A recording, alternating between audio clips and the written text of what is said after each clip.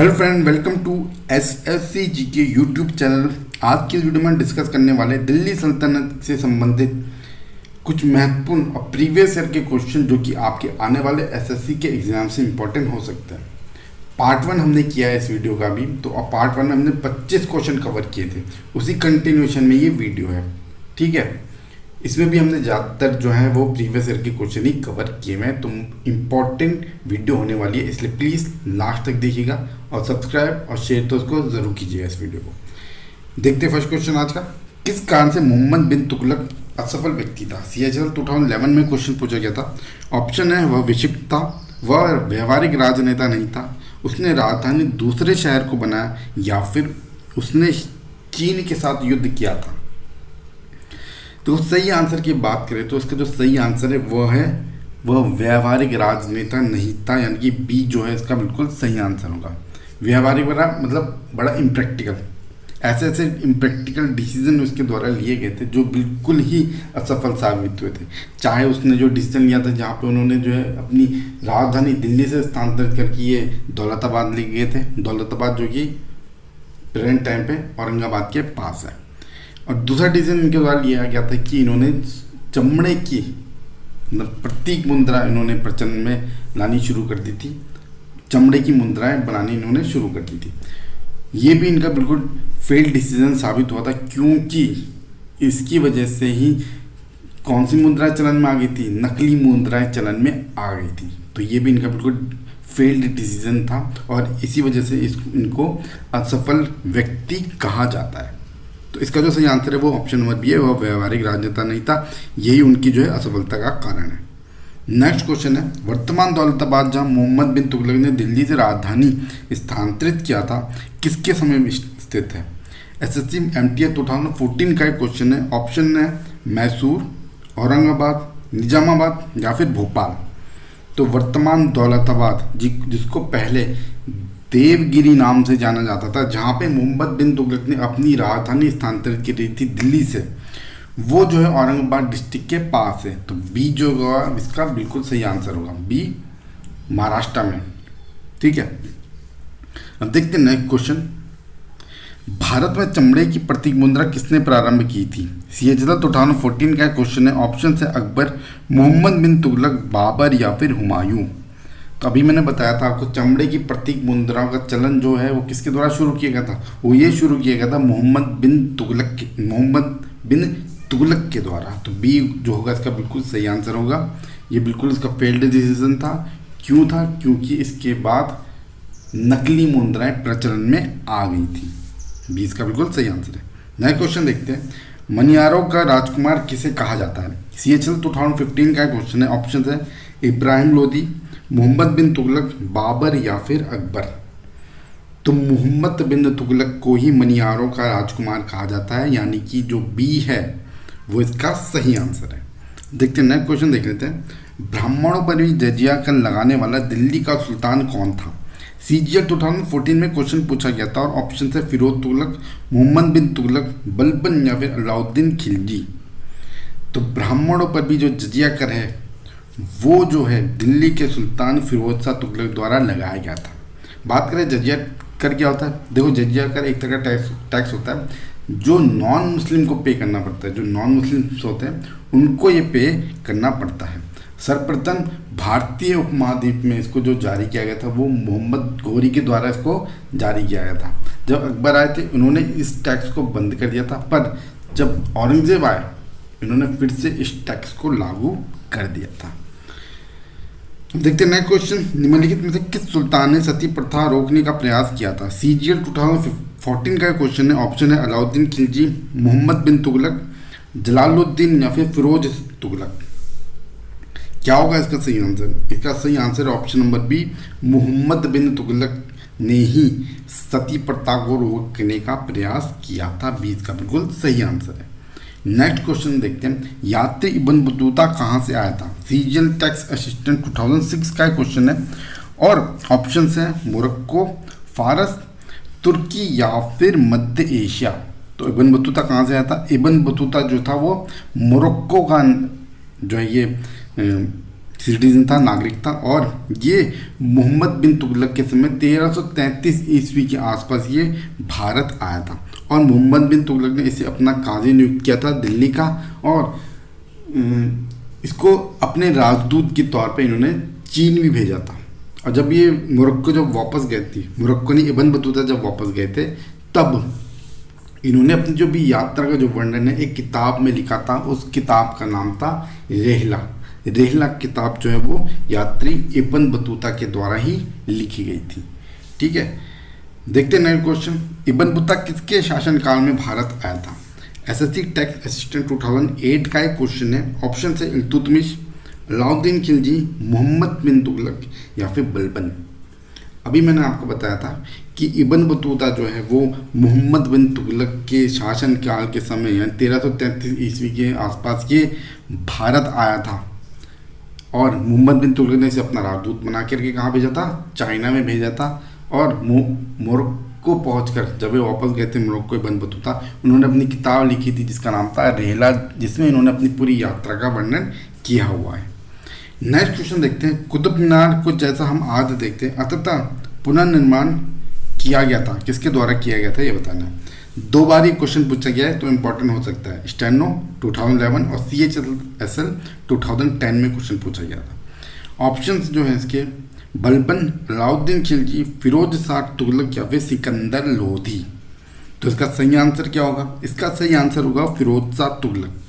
देखो कुतुब मीनार की जब भी हम कंस्ट्रक्शन की बात करते हैं तो 3 चीज़ें हमेशा याद रखिएगा।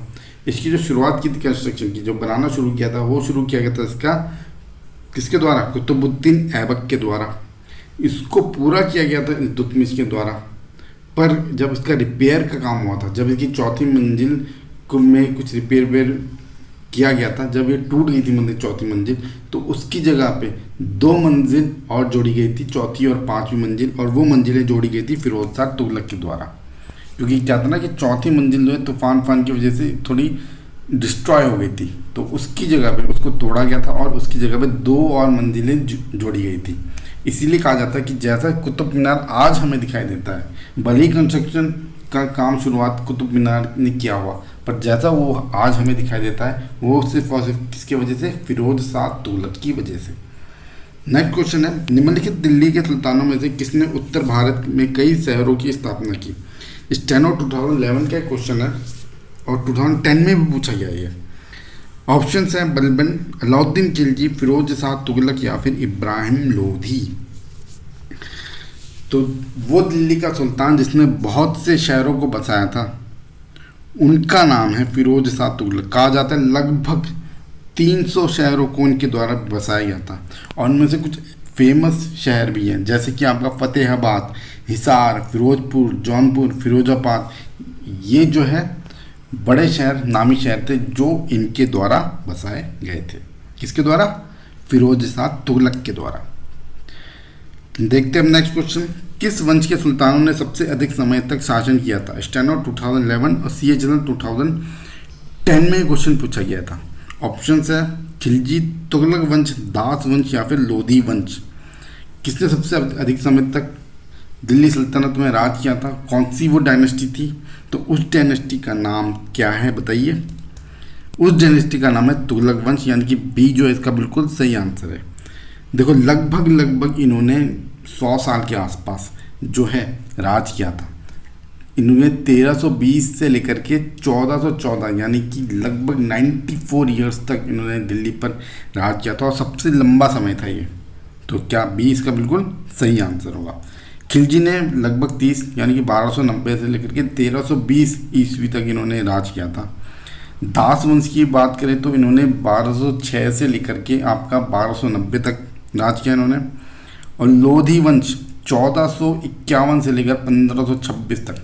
फिर आपको पता ही है 1526 में पहला युद्ध हुआ था पानीपत का, जिसमें दिल्ली सल्तनत खत्म हो गई थी और शुरुआत हो गई थी उसके बाद मुगल डायनेस्टी की। नेक्स्ट क्वेश्चन देखते हैं। नीचे दिए गए दिल्ली के सुल्तानों के वंशों को कालानुक्रम में व्यवस्थित कीजिए। खिलजी, तुगलक, सैयद या फिर गुलाम। मतलब इनको ना इनके ऑर्डर के हिसाब से लगाना है जिस ऑर्डर में ये आए थे, जो ये वंश ये आया था। तो सबसे पहला वंश आता है आपका गुलाम, यानी कि 14 सबसे पहला होगा। गुलाम वंश के बाद आपका आया था खिलजी यानी कि 4 और फिर उसके बाद होगा 1 4 1। खिलजी के बाद आपके आए थे कौन से? खिलजी के बाद आए थे आपके सैयद। सैयद यानी 4 1 3। सैयद के बाद आपके आए थे तुगलक यानी 4 1 3 2। 4 1 3 2 ये कहाँ पे ए में है 4 1 3 2 यानी ए जो इसका बिल्कुल सही आंसर होगा।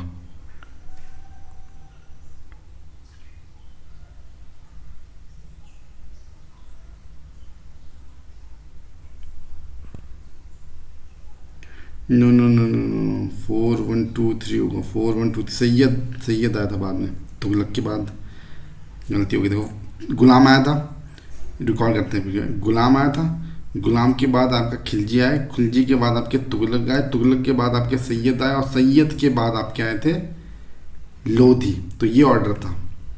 मैंने क्या बोला 4 1 3 2? नहीं ये नहीं है, 4 1 2 3 होगा क्योंकि गुलाम, खिलजी, तुगलक और सैयद।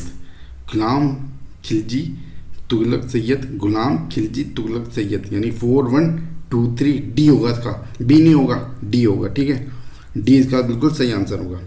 अब देखते हैं नेक्स्ट क्वेश्चन। भारत में तुगलक के बाद कौन सा वंश आया था? CGL 2017 का क्वेश्चन है और ऑप्शन है गुप्त, खिलजी, मुगल या फिर सैयद।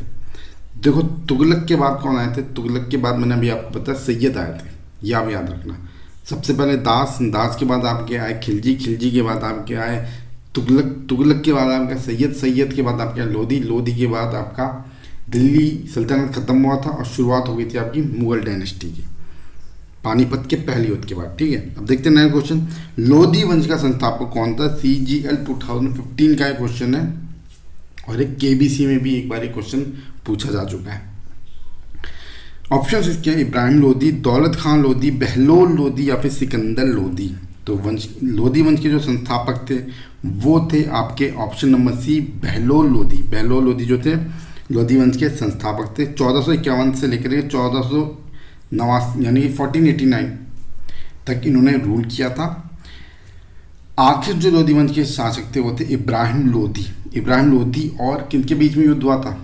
पानीपत का युद्ध वो था बाबर के बीच में, जिसके बाद दिल्ली सल्तनत खत्म होती है, शुरुआत हो जाती है मुगल डायनेस्टी की 1526 ईस्वी से। तो इसका जो सही आंसर है लोधी वंश के संस्थापक वो आपके बहलोल लोधी यानी कि सी है। ठीक है, नेक्स्ट क्वेश्चन देखते हैं। दिल्ली सल्तनत का राज्यकाल कब समाप्त हुआ? CHL 2014 में क्वेश्चन पूछा गया था और ऑप्शन है 1498, 1526, 1565 या फिर 1600 AD। सही आंसर क्या है इसका? 1526 ईस्वी। 1526 ईस्वी में ही दिल्ली सल्तनत एंड होती है क्योंकि पानीपत का युद्ध होता है उसी समय बाबर और इब्राहिम लोधी के बीच में, और बाबर की जीत होती है, हार होती है आपकी लोधी, इब्राहिम लोधी की, और शुरुआत हो जाती है मुगल डायनेस्टी की। तो बी जो है इसका बिल्कुल सही आंसर है। नेक्स्ट क्वेश्चन देखते हैं। दिल्ली सल्तनत का अंतिम वंश क्या था? CHSL 2015 का क्वेश्चन है। ऑप्शन है गुलाम वंश, सैयद वंश, खिलजी वंश या फिर लोधी वंश। तो दिल्ली सल्तनत का अंतिम वंश था, उसका नाम था क्या? लोधी वंश। इब्राहिम लोधी और बाबर, आपको बताइए पानीपत का युद्ध और दिल्ली सल्तनत का एंड, शुरुआत होती है मुगल डायनेस्टी के। नेक्स्ट क्वेश्चन देखते हैं। सल्तनत काल में निम्नलिखित में से किस कला की उन्नति सर्वाधिक हुई थी?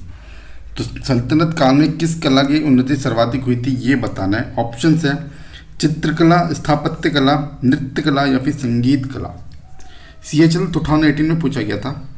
देखो इसका जो सही आंसर है ऑप्शन नंबर भी स्थापत्य कला, यानी कि या फिर आप कह लो आर्किटेक्चर, जो मॉन्यूमेंट बनाए गए थे उसमें स्थापत्य कला का जो है बड़ा ही उस समय विकास होता, सबसे ज़्यादा उन्नति इसमें हुई थी। और इसलिए उन्नति हुई थी अगर उस समय की मॉन्यूमेंट्स अगर आप देखें, कुतुब मीनार हो गया, फेमस है कुतुब मीनार, फिर 2.5 दिन का झोपड़ा हो गया, बलबन का मकबरा, अलाई दरवाज़ा, सुल्तानगढ़ी, ठीक है, ये सब उसी समय के जो है कंस्ट्रक्शन है, ये दिल्ली सल्तनत के समय के।